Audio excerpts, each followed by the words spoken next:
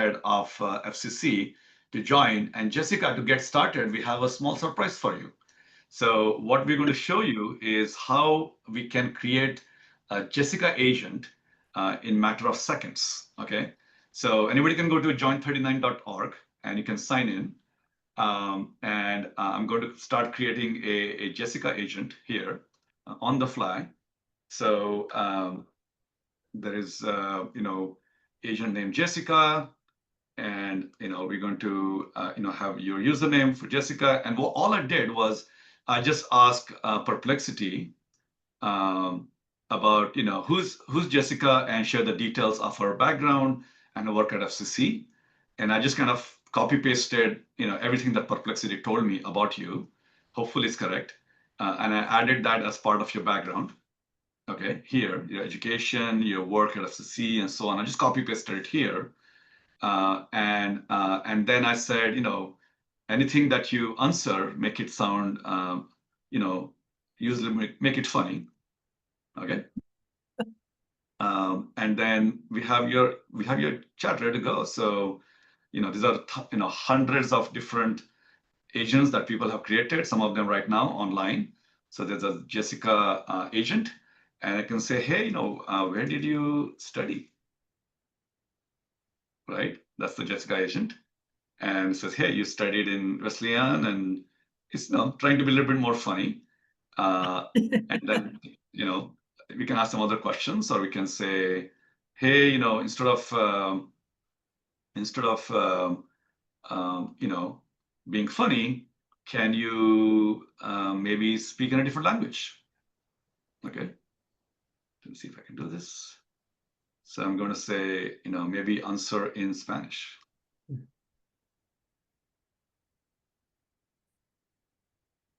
All right. And there you go, Jessica. You're going to start speaking in Spanish. What did you do at FCC? Jessica. This is a different one. Oh, sorry. There's another Jessica, I guess. Let me see. Oh, that is Jared. Okay. What did you do at FCC? Okay, and there you're speaking Spanish. And the point we're really making here, Jessica, is that there was a time when getting a landline phone was very complicated. Yes. Now we can get on WhatsApp or Messenger and start communicating with each other in a matter of minutes. And soon we'll be talking not just in raw language like how we talk on Messenger or WhatsApp or iMessage, but we'll be talking to each other through agents. So and by the way, this is a dedicated page for you, join39.org/chat/Jessica. So it's kind of your agent that you can update, modify, and so on. Well, thank you for showing that to me, and I can definitely confirm that my agent speaks better Spanish than I do. Thank you also for having me here. I'm going to do something different than the last folks presenting. First, I'm not going to have any slides, and second, I just want to take advantage of my historical perspective from leading the Federal Communications Commission and talk a little bit about the NANDA community and more generally what I see as relevant precedent as we migrate towards an agentic web. Because obviously everyone here knows we are moving from a universe where we have more than 1 billion websites to one where we are going to have maybe 1 trillion or more agents transacting over this decentralized architecture. I mean, it's a profound change in the way we communicate. And so it's worth asking, what has happened in similar inflection points for communications in the past? And so I see 2 historic examples that I think are really interesting. They're not perfect parallels, but they're close enough that I think they're worth our time and attention because they both helped facilitate organization, trust, and made it possible to do more communicating at scale. So the first example is just actually simple numbering. In the 1940s, we had all of these different phone companies, and everyone who had a phone, it was only about half of the population. They had all kinds of different alphanumeric phone numbers, and every different community had different systems, and this made it very complex. So AT&T and the Bell system came in, divided the country into area codes, and came up with a uniform numeric system. And with that uniform numeric system, it suddenly became a lot easier for the operators who were physically connecting calls to actually connect them which facilitated a transition to automation. And eventually, this system became something that was called the North American Numbering Plan Administrator when competition came to the marketplace and AT&T and the Bell system were not the only phone company in town. And quietly in the background, the North American Numbering Plan Administrator has created a system where there's uniformity and trust, and the distribution of phone numbers is a known activity. There's identification, there's a capacity to authenticate now with stir-shaken solutions, particularly on IP portions of networks. It is one of those systems that got created when there was a new inflection point in communications, which was telephony was really expanding. Now, the second analogy that I see actually comes from the early era of the web. We all take it for granted now. We go to our URL and we type in something and we bring up banks or email or anything we're looking for.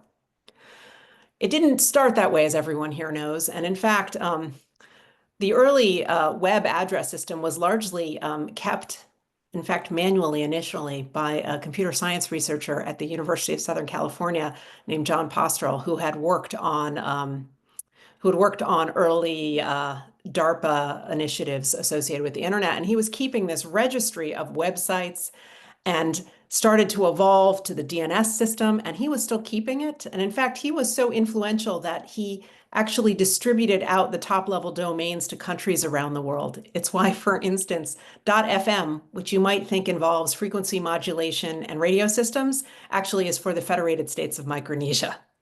So we have one computer scientist who's basically keeping the phone book for the entire internet. And over time, instead of just calling it something that was happening at this office at the University of Southern California, it became called the Internet Signed Number Authority, which then folded into an organization called ICANN, the Internet Corporation for Assigned Names and Numbers. Originally, ICANN oversaw this element of the web through a contract with the Department of Commerce, but about a decade ago, it was floated into a multi-stakeholder environment and exists today as a nonprofit that has 16 global board members and 4 additional board members from the Internet Engineering Task Force. And what's similar to the North American Numbering Plan Administrator and what Project NANDA is proposing is that you came up with a system that operates quietly, that offers organization, trust, and makes it possible to grow new communications at scale. And ICANN today is responsible for top-level domains, distributing out country domains, and also, maintaining the DNS, which is like the internet's phone book. And so I think that those analogies are really useful because at an inflection points when we were about to change to a new form of communicating and see what might have even been exponential growth possibilities from it, there was some system of organization that created trust. And that seems to be an essential component of navigating these transitions. And it's why this kind of registry system resonated so much with me. So I told Ramesh I would just start by talking like that, but I'd be happy to take some questions if those historical analogs are of interest. So fascinating. I wish some people at MIT can just have a list of all the agents and manage them, like the story you just Right. mentioned from USC. I think Jessica, I mean, the challenge here is that even if you compare with IP addresses, the namespace of this 4 8-bit numbers is only about 4 billion. Yeah. And out of Yes. that, about only 10% get used. About 400 million actually get used because of, they're not properly packed. But if you think about agents, we have 8 billion people and, about 5-6 billion smartphones. Every one of them is going to become an agent very quickly. Yeah, the numbers So are like radical in a way that nothing else has ever been before for communications. And you think about those early examples I gave you, and they seemed enormous at the time and even exponential in terms of growth, but it's nothing like what we are facing. Yeah. So what are some lessons about centralization, decentralization, re-centralization that has happened? Even for Spectrum, for example, it's supposedly it's an auction, but some large companies kind of pick it up. So what's some lessons here that you can map or anything from history we can learn from about when you set out with the intention of creating very distributed, very decentralized entities in the spirit of fast innovation, sometimes we don't get the design right. What can be Yeah, I think it is hard to build global movements with these things. There are always dissatisfied entities. I think ICANN has been contested throughout its history, and I think that's always been a challenge. The North American Numbering Plan applies in about 20 countries, largely the Caribbean, Canada, and the United States, but it does not apply in Mexico. So I think geopolitics is, a challenge associated with the development of these kind of systems where they're fundamentally decentralized, but you'll have governments wanting centralization that is not born of some, multi-stakeholder process, but instead is something that is owned by the government. And I think those tensions have been consistent throughout history. ICANN is sort of the best example I have of building a multi-stakeholder system that's global, that has civil society, government actors, and engineering authorities working together to try to support the domain name system. But I don't think they're perfect. Nonetheless, they do seem to hold together, the systems we have today, and I think that's not nothing. You asked some interesting questions to the Qualcomm engineer before about Spectrum. I got right? lots of thoughts about that because I think as we're migrating from, a device to device world with people to device to machine or agent or machine to machine and agent to agent, we're going to multiply the communications around us in a spectacular way.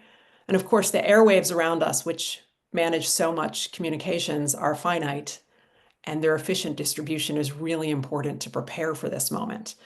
And making sure we have the optimal mix of licensed services, which we create through auction, and also unlicensed possibilities, which we make available through systems like Wi-Fi, has always been important, but it's going to be even more important to manage this traffic and the growth of machine to machine and agent to agent traffic going forward.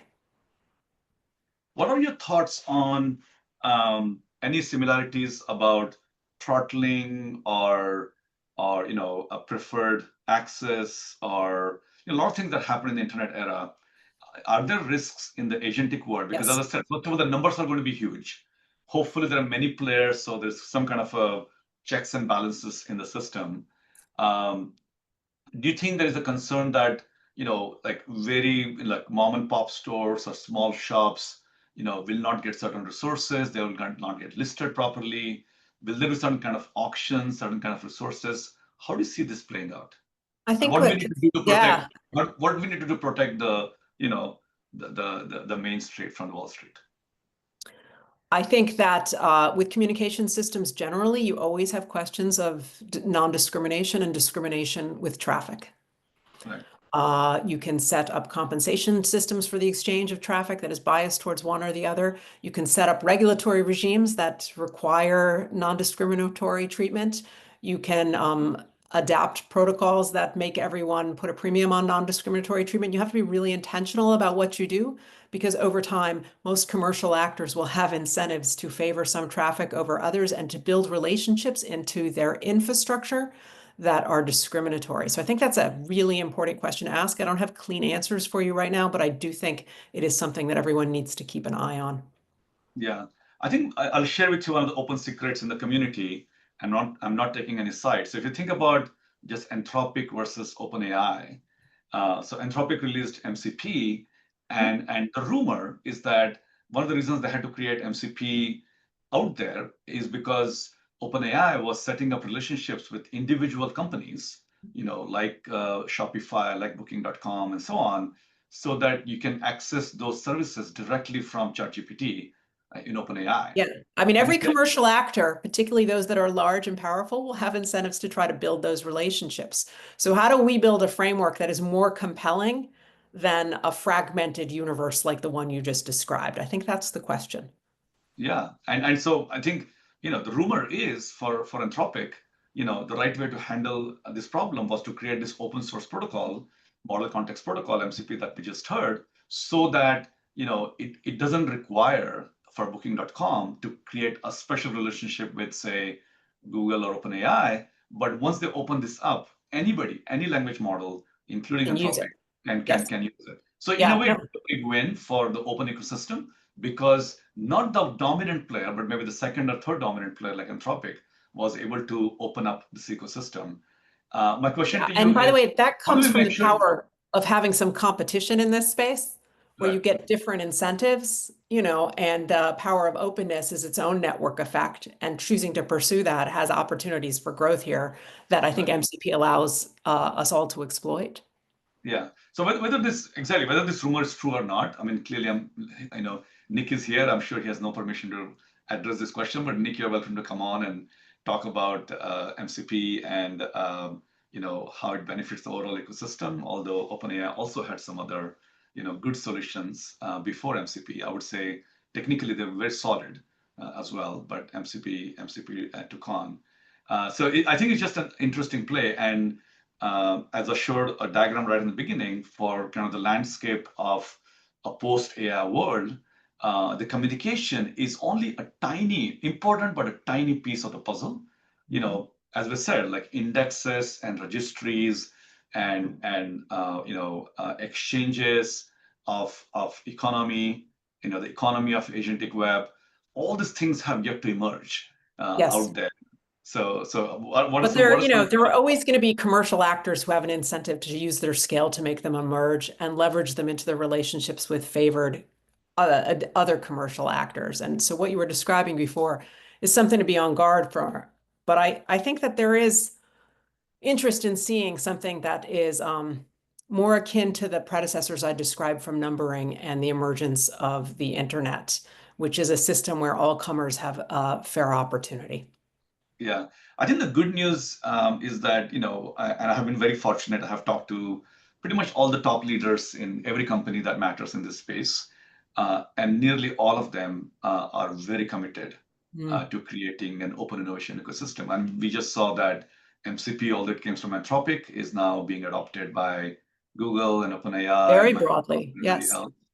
And same with A2A team at Google. When I talk to them, they're very eager to include everybody and be inclusive. So I hope this, trend continues. I would say, the growth in AI in general since 2013 has been possible because the community, for some reason, has decided to do everything in the public, as opposed to if you look at the community of autonomous vehicles, where every player is doing this in a closed ecosystem. Yeah, that's a Which really good contrast, actually. I hadn't thought about that yeah. one. That's a really good contrast. Any closing thoughts, Jessica? Just that, numbering systems and the DNS system don't feel radical to us today, but they once were. And we developed systems to create trust around them that allowed them to commercially thrive and really create the world we know today. We couldn't imagine a world without using the internet and going occasionally to a web page or using the phone and talking to someone. And I just see the inflection point that we're headed to as even bigger than that. But we should borrow some of our learnings from the past as we migrate there, making sure that there's trust in this organization and that we can grow it at enormous scale is really important. Yeah, yeah. Thank you, Jessica. Thank And you. please stay on for some I will. amazing demos that are coming up, and also there are a lot of questions for you in the text, Okay. Thank if you you. can answer them. And Nick, if you want to come up and share any thoughts, please come on back on and share with us how you think about kind of open innovation ecosystems. All right. With that.